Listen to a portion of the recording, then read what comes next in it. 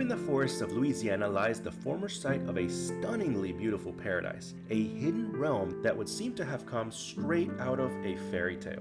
Welcome to Hodges Gardens. The founder of these gardens, A.J. Hodges, had a vision for a greener, more sustainable world, and he used his considerable wealth to make that vision a reality. Mr. Hodges believed that with proper land and timber management, for every mature tree that was removed, 2 more could take its place. He was responsible for restoring this land in addition to much of the land in Sabine Parish. Reforestation in the 40s and in the 50s, getting that post-Dust Bowl era out of everybody's minds. A.J. Hodges had a unique vision of looking at the property. He wanted it to be restored. He didn't want to see it barren, so he was the father of forestry in this area where he was restoring the land when nobody else was. Even after the gardens had to close their doors to the public, Mr. Hodges' legacy continues to benefit the community in ways that even many locals may not be fully aware of. We wanted to be a perpetual forest, and that was a vision of Mr. A.J., that there would always be a tree on the land,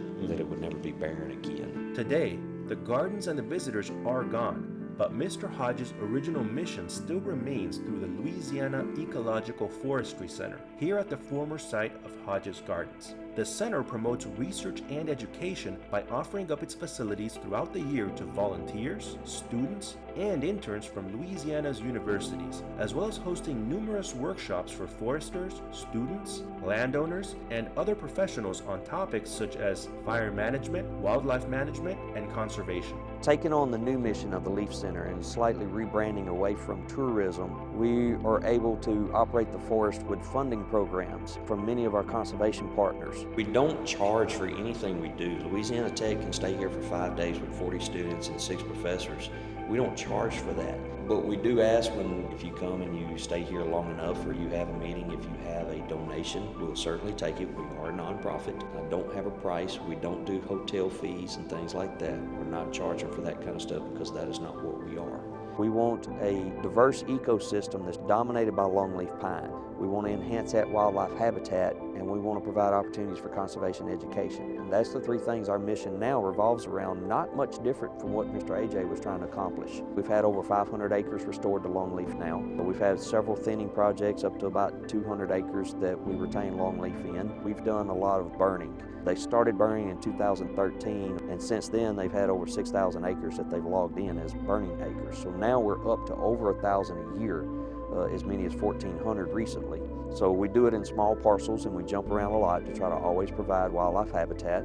What makes this place unique that starts to accomplish Mr. A.J.'s original mission is that education program. We can create scenarios that provide educational opportunities, and we can have, whether it's LSU Ag Center, Louisiana Tech University, or other universities come in and actually find ways to do research around what we're doing.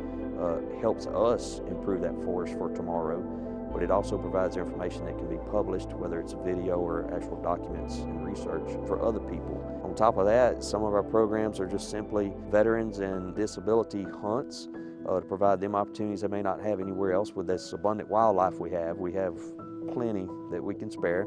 So we love to have them here.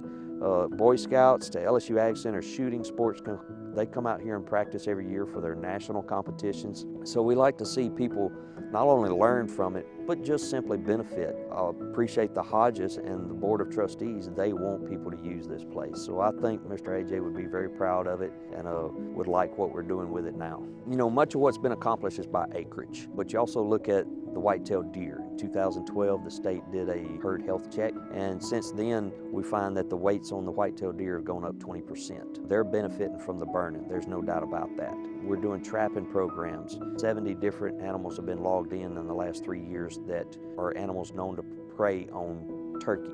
Our eastern wild turkey that we have here are just abundant now, and our neighbors are sending us pictures all the time and say, man, I've never had turkeys in my yard, you know. Just this year I found quail where I didn't know I had them. So we have to look at as many numbers as we can log in, but we also have to just look at it holistically. Vegetation, the animals and their health, looking at game cameras and pictures and just judging by what these animals are doing in their patterns. Are they thriving?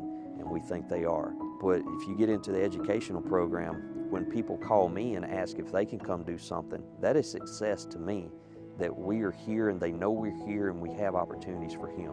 That is success in itself with education initiatives, knowing that people want to come here and learn. So next time we remember the Hodges Gardens with wonder, nostalgia, and understandably maybe a bit of sadness, remember the ideals of its founder and the role that he played in creating a more sustainable and responsible world for the generation of tomorrow.